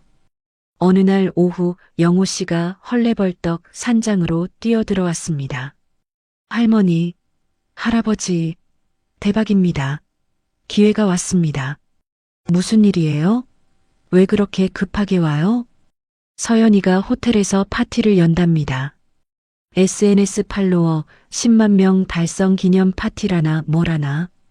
파티요? 시부모가 사라졌는데 파티를 한다고요? 네. 모레 저녁입니다. 비싼 호텔 연회장을 통째로 빌렸대요. 인플루언서들 다 부르고 난리가 났습니다. 영호 씨가 화려한 모바일 초대장 사진을 보여줬습니다. 박서현의 밤이라는 문구가 눈에 들어왔습니다. 피가 거꾸로 솟는 것 같았습니다. 이게 바로 하늘이 주신 기회입니다. 영호 씨의 눈이 매섭게 반짝였습니다. 무슨 기회요? 파티장에서 모든 걸 까발리는 겁니다. 수많은 사람들 앞에서 놈들의 추악한 가면을 벗겨버리는 거죠. 어떻게요? 초대장도 없는데 우리가 들어갈 수는 있을까요? 직접 들어가지 않아도 돼요. 제가 컨테이너 문을 열었을 때 이게 뭔가 싶어 비디오 버튼도 눌러놨었는데요. 그 영상을 파티장 대형 스크린에 띄우는 겁니다. 서연이가 자기 자랑하는 영상 대신에요. 저는 영호 씨를 멍하니 쳐다봤습니다. 그게 가능해요? 제가 호텔 음향실을 장악하겠습니다. 전직 형사의 감으로 뚫어보겠습니다. 영호 씨가 비장하게 호텔 구조도를 펼쳤습니다. 이틀 뒤 저녁, 드디어 결전의 날이 밝았습니다. 영호 씨는 호텔 직원 유니폼을 구해 입고 몰래 음향실로 침투했습니다. 그곳에는 이벤트 업체 직원이 영상을 준비하고 있었습니다. 누구세요? 관계자 외 출입 금지인데요. 직원이 깜짝 놀라며 막아섰습니다. 잠깐 얘기 좀 합시다. 영호 씨가 전직 경찰 신분증을 들이밀었습니다. 왜 그러시죠? 직원이 겁을 먹고 뒷걸음질 쳤습니다. 박서현한테 돈 받고 거짓 영상 틀어주기로 했죠? 네. 당신도 사기극의 공범이 될 겁니까? 아니면 정의로운 내부 고발자가 될 겁니까? 지금 선택하세요. 여기서 걸리면 당신도 무사하지 못합니다. 영호 씨의 목소리가 서늘하게 가라앉았습니다. 저 어떻게 하면 되죠? 이 영상을 틀어주세요. 나머지는 제가 책임집니다. 영호 씨가 준비한 USB를 건넸습니다. 파티장은 휘황찬란했습니다. 100명이 넘는 사람들이 모여 샴페인을 터뜨리고 웃고 떠들고 있었습니다. 서연이는 눈부신 하얀 드레스를 입고 주인공처럼 무대에 올랐습니다. 여러분, 오늘 이렇게 와주셔서 정말 감사합니다. 서연이가 마이크를 잡고 우아하게 인사했습니다. 천사 같은 미소를 짓고 있었지만 제 눈에는 악마의 가면으로 보였습니다. 저 박서현 드디어 꿈에 그리던 팔로워 10만 명을 달성했어요. 이게 다 여러분 덕분입니다. 사람들이 환호하며 박수를 쳤습니다. 감사의 의미로 제 진솔한 인생 이야기를 담은 특별 영상을 준비했습니다. 다 같이 보시죠. 서연이가 우아하게 손을 들어 스크린을 가리켰습니다. 조명이 꺼지고 스크린에 불이 들어왔습니다. 하지만 화면에 나타난 건 서연의 화려한 일상이 아니었습니다. 어둡고 침침한 컨테이너 안 공포에 질려 떨고 있는 저희 부부의 모습이었습니다. 휴대폰 불빛에 의지에 찍은 흔들리는 영상이 거대한 스크린을 가득 채웠습니다. 여기 아무도 없어요. 제발 도와주세요. 우리 며느리가. 제 갈라진 목소리가 고성능 스피커를 타고 파티장에 쩌렁쩌렁 울려 퍼졌습니다. 사람들이 술렁거리기 시작했습니다. 샴페인 잔 부딪히는 소리가 뚝 끊겼습니다. 그리고 결정적으로 그날 밤 산속에서 들었던 서연의 목소리가 영상 위로 겹쳐 흘러나왔습니다. 어머님, 아버님이 없어야 상속세를 아끼거든요. 거기서 편히 가세요. 서연의 섬뜩한 웃음소리까지 생생하게 들렸습니다. 장내는 순식간에 찬물을 끼얹은 듯 조용해지더니 이내 웅성거림으로 가득 찼습니다. 저게 뭐야?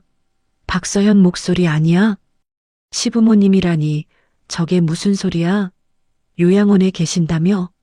무대 위에 있던 서연의 얼굴이 백지장처럼 하얗게 질렸습니다.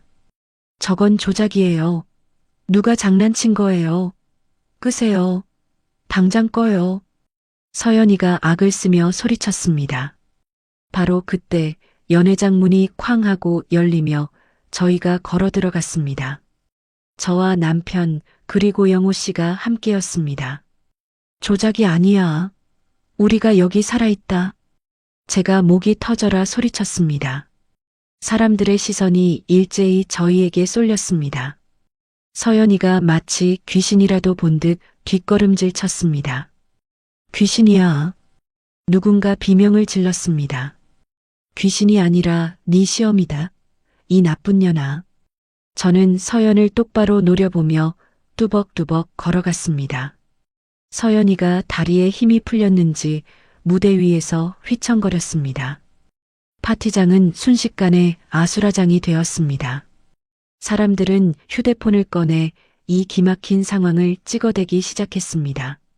다음 날 아침 세상이 뒤집어졌습니다. 뉴스는 온통 저희 이야기뿐이었습니다. 폐륜 며느리 시부모 산속 컨테이너에 유기. 상속세 아끼려 부모 버린 인면수심 30대 부부. 자극적인 제목들이 인터넷을 도배했습니다. 준성이와 서연이는 회사에서 즉각 대기 발령을 받았고 거리에 나가면 사람들이 알아보고 손가락질을 해댔습니다. 저희는 산장 마당에서 숯불을 피우고 삼겹살을 구웠습니다. 얼마 만에 맡아보는 고기 냄새인지 모릅니다. 할머니, 고기 드세요. 쌈도 싸드시고요. 영호 씨가 잘 익은 고기를 제 접시에 올려주었습니다. 영호 씨, 정말 고마워요. 이 은혜 평생 못 잊어요. 저는 고기를 입에 넣으며 눈시울을 붉혔습니다. 자니가 내 아들보다 낫네. 남편이 영호 씨에게 소주를 따르며 껄껄 웃었습니다. 아버님, 과찬이십니다. 저는 당연히 해야 할 일을 했을 뿐입니다. 영호 씨도 환하게 웃으며 잔을 받았습니다.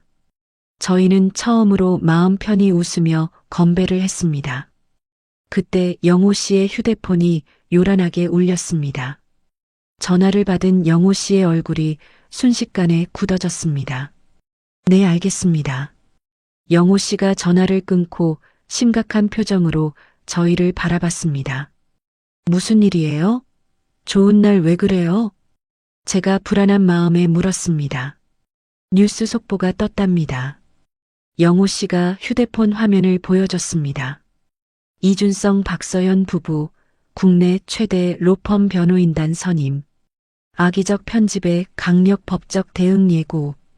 기사 제목을 보는 순간 심장이 덜컥 내려앉았습니다. 남편이 들고 있던 소주잔을 탁 내려놓았습니다. 아직 끝나지 않았구만. 독한 것들. 네.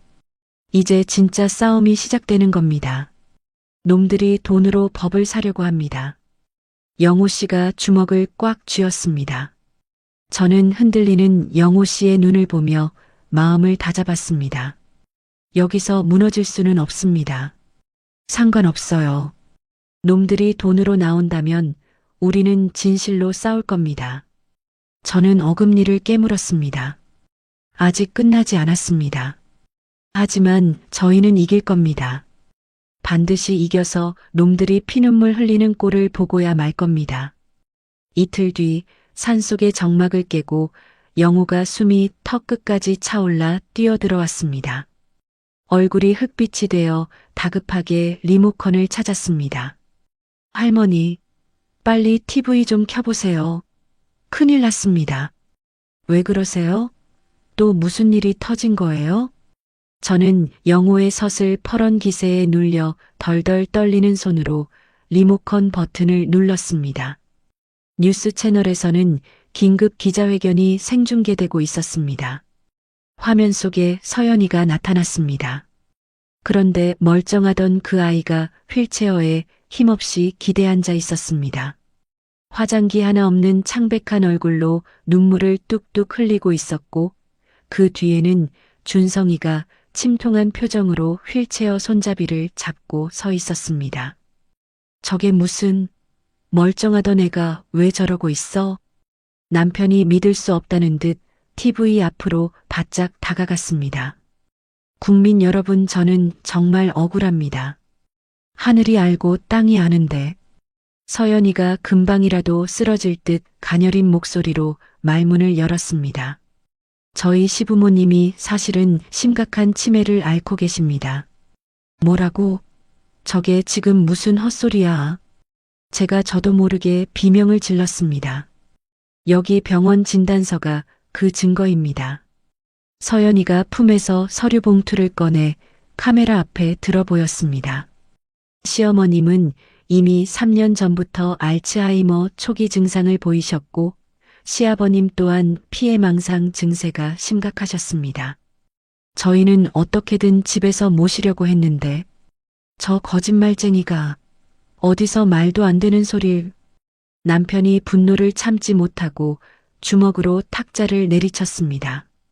저희가 부모님 기분 전환시켜드리려고 효도 여행을 갔다가 잠깐 한눈판 사이에 두 분이 감쪽같이 사라지셨습니다. 저희 부부는 억장이 무너지는 심정으로 밤새도록 산속을 헤매고 다녔어요. 서연이가 손수건으로 눈물을 훔치며 말을 이었습니다. 경찰에 실종 신고까지 하고 며칠 밤을 뜬 눈으로 지새웠는데 알고 보니 시부모님이 저희를 골탕 먹이려고 이런 끔찍한 자작극을 꾸미셨더라고요. 기자회견장이 술렁거리기 시작했습니다. 카메라 플래시가 쉴 새 없이 터졌습니다. 돈 때문이었습니다. 자식한테 재산을 물려주고 나니까 본전 생각이 나셨는지 저희를 파렴치한으로 몰아세우고 닷을 찾아가시려고. 이 악랄한 년, 네가 미쳤구나. 저는 가슴이 터질 것 같아 TV를 꺼버리고 싶었지만 손이 굳어 움직이지 않았습니다. 그 주장을 뒷받침할 증거가 있습니까? 한 기자가 날카롭게 질문했습니다. 네. 병원 진단서는 물론이고 시부모님의 과거 행적도 조사했습니다. 서연이가 또 다른 서류 뭉치를 꺼냈습니다. 시어머님은 예전에도 이웃과 금전 문제로 소송까지 간 적이 있습니다. 빌려주지도 않은 돈을 내놓으라며 억지를 부리셨죠. 돈에 대한 집착이 병적으로 강하셨습니다. 그건 진짜 빌려준 돈이었어. 돈 떼먹고 도망간 거 잡은 거라고. 제가 억울함에 목이 터져라 소리쳤지만 TV 속 서연이는 제 목소리를 들을 리 없었습니다. 기자회견이 끝나자마자 영호가 심각한 표정으로 휴대폰을 확인했습니다. 할머니, 벌써 인터넷 기사가 쏟아지고 있습니다. 여론이 좋지 않아요. 영호가 내민 휴대폰 화면에는 자극적인 제목의 기사들이 도배되어 있었습니다. 치매 노인의 충격적 자작극, 며느리의 눈물. 그 밑에 달린 댓글들은 더 가관이었습니다. 며느리가 보살이네. 저런 시부모 모시고 어떻게 살았냐. 사람들의 비난 댓글을 읽는 순간 숨이 턱 막혀오고 휴대폰을 집어 던지고 싶었습니다. 할머니, 진정하세요. 놈들이 언론 플레이를 하는 겁니다. 영호가 제 떨리는 어깨를 감싸쥐었습니다. 어떻게 진정해요? 저 여우 같은 년이 전 국민 앞에서 거짓말을 하는데 나 억울해서 못 살아요. 저희한테는 더 강력한 증거가 있습니다. 진실은 반드시 밝혀집니다. 조금만 참으세요. 영호가 저를 위로했지만 그의 목소리에도 불안함이 묻어났습니다. 그렇게 사흘이 지났습니다. 여론은 걷잡을 수 없이 악화되었습니다. 그날 저녁 또다시 뉴스 속보가 떴습니다. 박서연 씨, 임신 5주차 사실 공개 충격으로 유산위기. 저는 화면을 뚫어지게 바라보았습니다. 서연이가 병원복을 입고 또다시 카메라 앞에 섰습니다. 이번에는 초음파 사진을 떨리는 손으로 들고 있었습니다. 저 임신 5주 차입니다. 서연이가 금방이라도 쓰러질 듯 울먹였습니다. 이번 일로 너무 큰 충격을 받아서 의사 선생님이 유산기가 있다고 절대 안정하라고 하셨는데 억울해서 나올 수밖에 없었습니다. 손주? 남편이 넋이 나간 듯 중얼거렸습니다. 하지만 저는 뱃속의 아이를 생각해서라도 시부모님을 용서하고 싶어요. 서연이가 배를 조심스럽게 쓰다듬으며 눈물을 흘렸습니다. 아이는 아무 죄가 없잖아요. 우리 아기한테 할머니, 할아버지를 만나게 해주고 싶어요. 기자회견장에 있던 사람들이 박수를 치며 눈물을 훔쳤습니다. 시부모가 진짜 너무했네. 임신한 며느리한테. 실시간 댓글들이 폭포수처럼 쏟아졌습니다. 저는 휴대폰을 힘없이 내려놓았습니다. 손이 덜덜 떨려 멈추지 않았습니다. 여보 손주래, 우리 손주가 생겼대. 남편이 젖은 눈으로 저를 바라봤습니다. 그게 진짜인지 가짜인지 어떻게 알아? 전현 입에서 나오는 건 콩으로 메주를 쓴데도 안 믿어. 하지만 초음파 사진도 있잖아. 그런 사진이야 인터넷 뒤지면 널린 게 사진이고 조작하는 건 일도 아니야. 제가 악을 쓰며 소리쳤습니다. 하지만 정수가 만약 진짜라면 아이는 죄가 없지 않아? 우리 핏줄이잖아. 남편의 목소리가 갈대처럼 흔들렸습니다.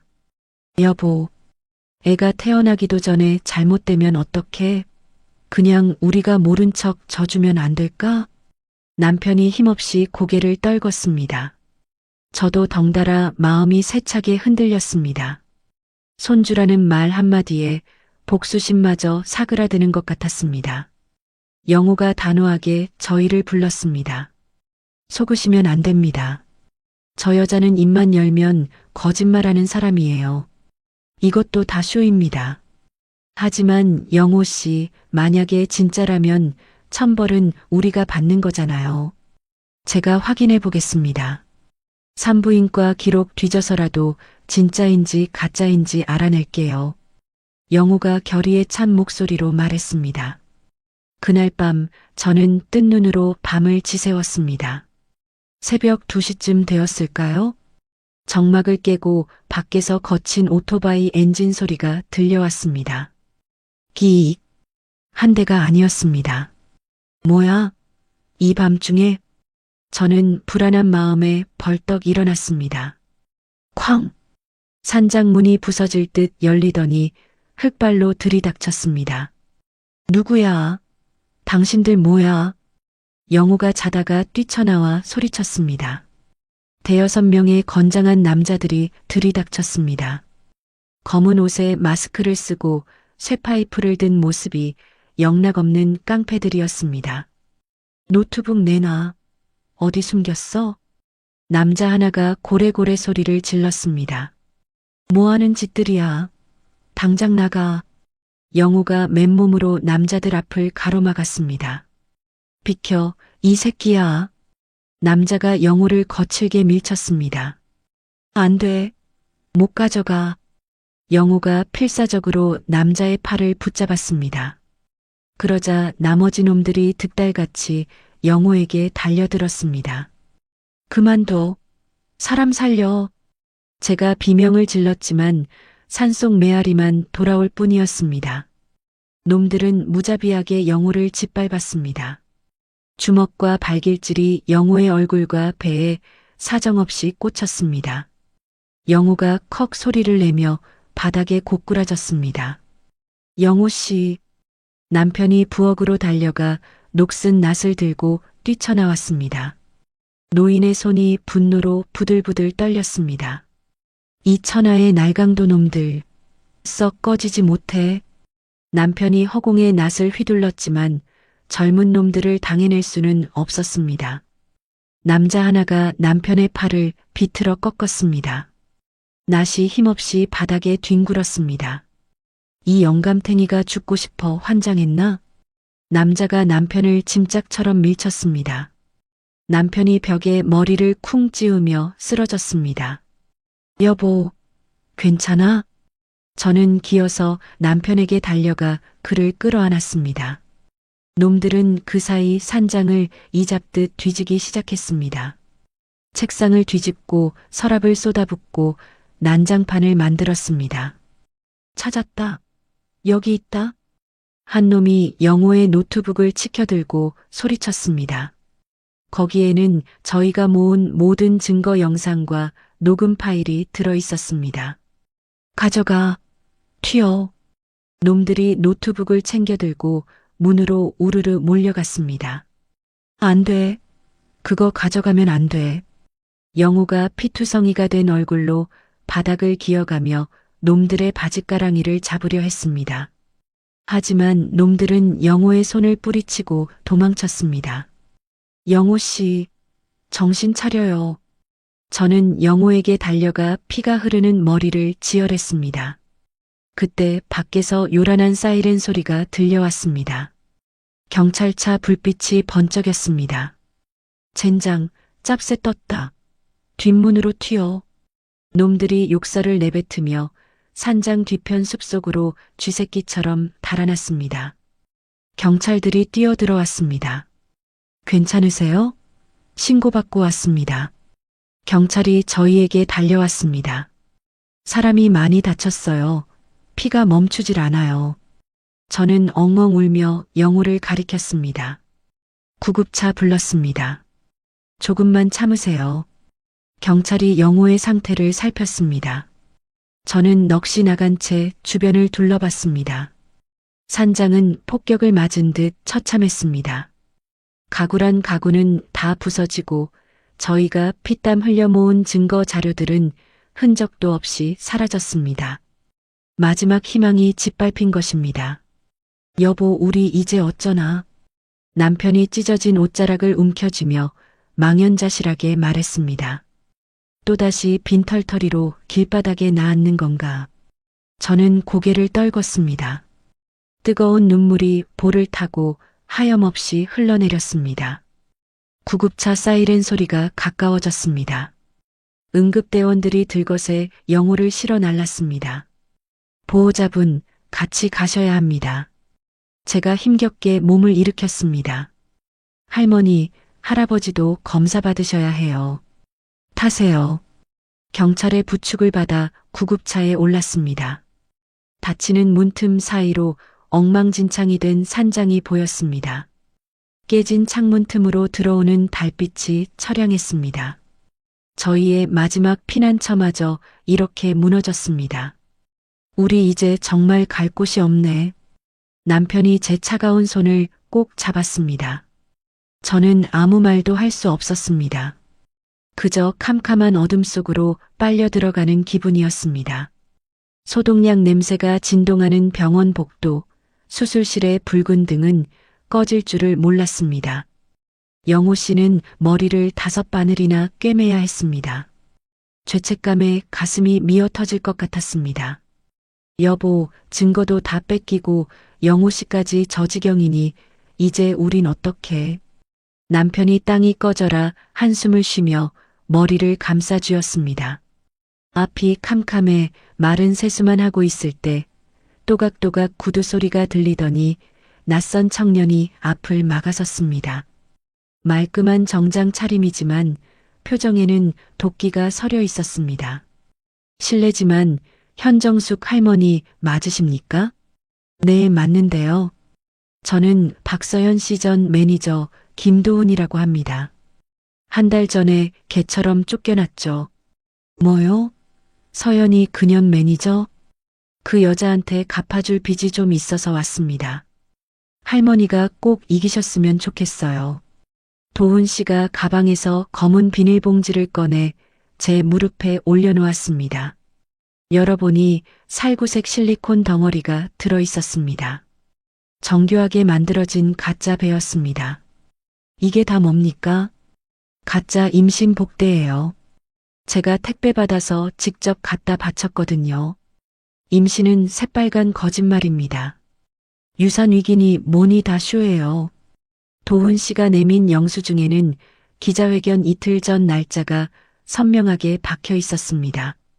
손이 사시나무 떨 듯 떨렸습니다. 전 국민을 상대로 이런 사기극을 벌이다니 소름이 끼쳤습니다. 이 여자가 정말 사람이 아니구나. 제가 법정 증인이라도 서겠습니다. 저 여자 꼭 바닥으로 끌어내려 주세요. 고마워요. 이 은혜 죽어도 안 잊을게요. 그때 수술실에서 나온 영호 씨가 휠체어를 타고 다가왔습니다. 붕대를 감은 채였지만 물건을 확인하더니 눈을 번쩍 떴습니다. 대박이네요. 역시 죄짓고는 못 삽니다. 영호 씨가 링거 바늘을 획 뽑아버리고 비틀거리며 일어났습니다. 환자분, 누워 계셔야 해요. 아닙니다. 지금 누워 있을 때가 아니에요. 방금 후배한테 연락받았는데 산장습격한 놈 중 하나가 근처 PC방에 숨어 있답니다. 당장 가시죠. 저희는 병원 뒤편 PC방으로 달려갔습니다. 영호 씨가 맹수처럼 안으로 뛰어들었습니다. 야, 거기 15번. 꼼짝 마. 구석에 있던 놈이 소스라치게 놀라 도망치려 했지만 전직 형사를 당해낼 리 없었습니다. 영호 씨가 순식간에 놈의 팔을 꺾어 제압했습니다. 으악, 팔 부러져요. 너 이 새끼, 내 머리에 구멍 낸 놈이지? 준성이한테 돈 받고 시킨 거 다 불어. 모르는 일이에요. 지금 자백하면 심부름꾼으로 넘어가지만 아니면 특수강도 주범으로 내가 직접 쳐넣을 거야. 10년 썩을래? 불고 나올래? 영호 씨의 서슬 퍼런 협박에 놈의 눈동자가 흔들렸습니다. 진짜 봐주는 거 맞아요? 형사 이름 걸고 약속하지. 누가 시켰어? 이준성이요. 할머니 아들이요. 성금 50 받고 노트북 가져오라고. 좋아. 녹음됐다. 모든 퍼즐이 맞춰졌습니다. 저희는 증거 보따리를 들고 방송국으로 직행했습니다. 탐사보도 베테랑 PD가 자료를 보더니 입을 다물지 못했습니다. 와, 이건 역대급 대박 특종인데요. 내일 저녁 생방송으로 경찰이랑 같이 급습하죠. 이틀 뒤 저녁 결전의 시간이 왔습니다. 생방송 신호와 함께 형사들이 준성인의 집 초인종을 눌렀습니다. 누구세요? 경찰입니다. 문 열으세요. 문이 열리고 남산만 한 배를 한 서연이가 나왔습니다. 카메라를 보더니 기겁을 했습니다. 박서연 씨, 존속 살해 미수 및 사기 혐의로 긴급 체포합니다. 말도 안 돼. 저 임신했다고요. 임산부한테 이러면 안 되죠. 서연이가 배를 감싸쥐며 악을 썼습니다. PD가 마이크를 잡고 나섰습니다. 그 배 가짜인 거 다 알고 왔습니다. 여경님 벗겨보세요. 손대지 마요. 성추행이야. 야. 여경이 단호하게 인부복을 걷어 올리자 누런 실리콘 덩어리가 적나라하게 드러났습니다. 카메라가 그 장면을 놓치지 않았습니다. 아, 찍지 마. 서연이가 주저앉아 비명을 질렀습니다. 이 천하의 사기꾼년. 제가 카메라 앞으로 걸어나가자 서연이가 사색이 되었습니다. 어머님?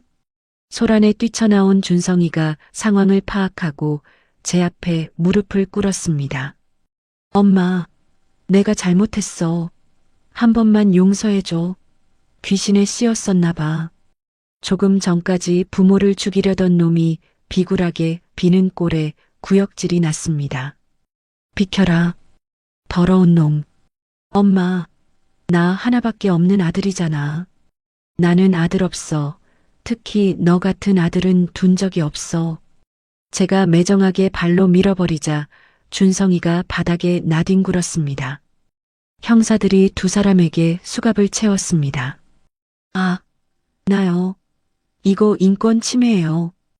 발악도 소용없었습니다. 두 사람이 질질 끌려가는 모습이 전국에 생중계되었습니다. 저는 멍하니 그 모습을 지켜봤습니다. 흐르는 눈물은 억울함이 아닌 회한의 눈물이었습니다. 할머니, 우리가 이겼습니다. 영호 씨가 제 어깨를 감싸주었습니다. 고마워요, 영호 씨. 정말 고마워요. 저는 영호 씨를 끌어안고 엉엉 울었습니다. 남편도 젖은 눈으로 제 손을 꼭 잡았습니다. 여보, 고생했어. 드디어 끝난 거야. 지옥 같던 시간들이 주마등처럼 스쳐갔습니다. 이제야 비로소 긴 터널을 빠져나온 기분이었습니다. 계절이 바뀌어 찬바람이 불기 시작한 지 석 달, 드디어 결판의 날이 밝았습니다. 저는 방청석 맨 앞줄에 앉아 떨리는 가슴을 진정시켰습니다. 피고석에 앉은 준성이와 서연이는 수의를 입고 고개를 푹 숙이고 있었습니다. 화려했던 명품 옷과 거만했던 표정은 온데간데 없고 초라한 죄수꼴을 하고 있으니 기가 찼습니다. 부모의 재산을 노리고 천륜을 저버린 행위는 용서받지 못할 중죄다. 이에 피고인 이준성에게 징역 7년, 피고인 박서연에게 징역 8년을 선고한다. 땅, 땅, 땅. 판사봉 소리가 울려 퍼지는 순간 정적을 깨고 비명이 터져 나왔습니다. 재판장님, 억울해요. 제가 뭘 잘못했어요? 서연이가 발작하듯 일어나 악을 썼지만 법정 경위들이 양팔을 붙들고 제지했습니다. 옆에 있던 준성이는 어깨를 들썩이며 어린애처럼 엉엉 울기 시작했습니다. 그 꼴을 보고 있자니 가슴 한편이 아리긴 했지만 동정심은 티끌만큼도 생기지 않았습니다. 스스로 불러온 재앙이었습니다. 재판이 끝나고 법원을 나서는데 영호 씨가 서류 봉투를 흔들며 다가왔습니다. 할머니, 아파트 소송도 우리가 이겼습니다. 불법 증여라 원천 무효 판결 났어요. 등기 다시 할머니 앞으로 돌아왔습니다.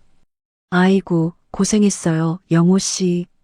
저는 서류를 받아들고 잠시 멍하니 바라봤습니다. 30년 동안 식당 바닥을 기어다니며 모은 돈으로 산 내 피와 땀이 서린 집이었습니다.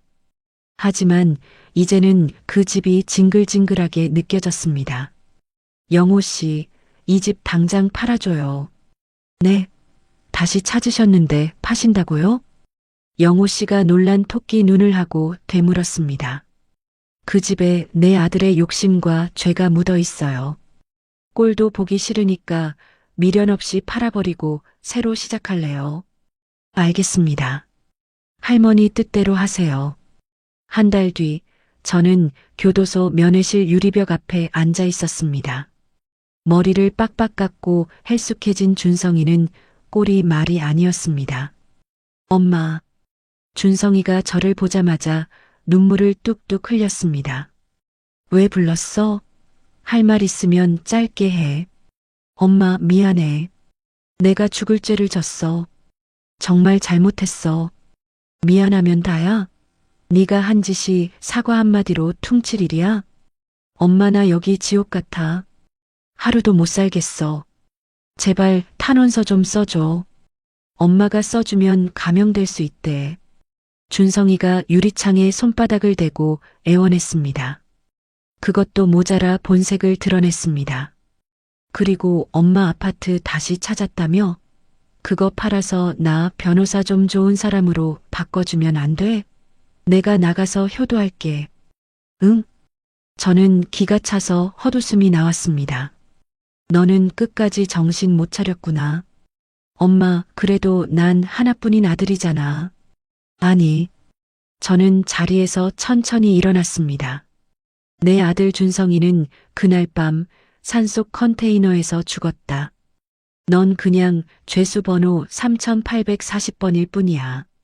엄마, 엄마, 다시는 나한테 연락하지 마라. 우린 이제 남이다.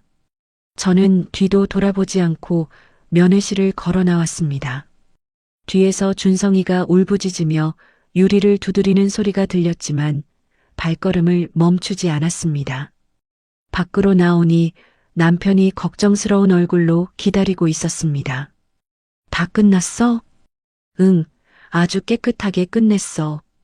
저는 남편의 팔짱을 끼며 깊은 숨을 내쉬었습니다. 가슴을 짓누르던 돌덩이가 쑥 내려간 기분이었습니다. 가자, 여보. 이제 진짜 우리 인생 살러 가자.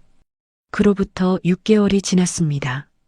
저희는 공기 좋고 물 맑은 시골 마을에 아담한 집을 짓고 터를 잡았습니다. 마당 앞 텃밭에는 고추며 상추가 싱싱하게 자라나고 있었습니다. 어머니, 아버지, 고추 다 땄어요. 영우가 빨간 고추가 가득 담긴 바구니를 들고 환하게 웃으며 걸어왔습니다. 구릿빛으로 그을린 얼굴이 영락없는 농사꾼이었습니다. 그래, 수고했네. 아이고, 실하게도 열렸네. 저는 영우의 이마에 맺힌 땀을 닦아주었습니다. 영우는 이제 남이 아니었습니다. 피 한 방울 안 섞였지만 그 어떤 핏줄보다 진한 내 새끼였습니다. 어머니, 아버지, 오늘은 된장찌개 기가 막히게 끓여드리겠습니다. 오냐, 기대하마. 영우가 콧노래를 부르며 부엌으로 들어갔습니다. 노을이 붉게 물들어가는 하늘을 보니 마음이 더없이 평화로웠습니다. 여보, 지금 행복해? 남편이 제 손을 잡으며 물었습니다. 응, 더 바랄 게 없어. 사무치게 행복해. 준성이 생각은 안 나? 가끔은 나지. 그래도 후회는 안 해. 썩은 뿌리는 뽑아서 내버려야지. 맞아. 당신 말이 다 맞아. 남편이 껄껄 웃었습니다. 어머니, 아버지, 식사하세요. 영호의 우렁찬 목소리에 저희는 밥상을 펴고 둘러앉았습니다. 보글보글 끓는 된장찌개 냄새가 구수하게 퍼졌습니다. 잘 먹겠습니다. 세 식구의 목소리가 동시에 울려 퍼졌습니다. 따뜻한 밥 한 숟가락을 입에 넣으니 가슴속까지 온기가 전해졌습니다. 서로의 눈을 바라보며 웃을 수 있는 이 순간, 이것이 바로 진짜 가족이었습니다. 죽을 고비를 함께 넘으며 맺어진 질긴 인연. 지난날의 아픔은 봄눈 녹듯 사라지고 저희의 새로운 인생은 이제부터 시작이었습니다. 어머니, 생선살 발라드릴게요. 많이 드세요. 고맙다, 영호야. 작은 시골집 평상 위로 행복한 웃음소리가 밤늦도록 끊이지 않았습니다. 여기까지가 저 현정숙의 이야기였습니다. 가족이란 피가 아니라 진심으로 맺어지는 거더라고요. 힘든 시간이었지만 진짜 가족을 만나 이제는 행복합니다. 이야기를 끝까지 들어주신 분이 계시다면 잘 들었다고 댓글 하나만 남겨주세요. 감사합니다.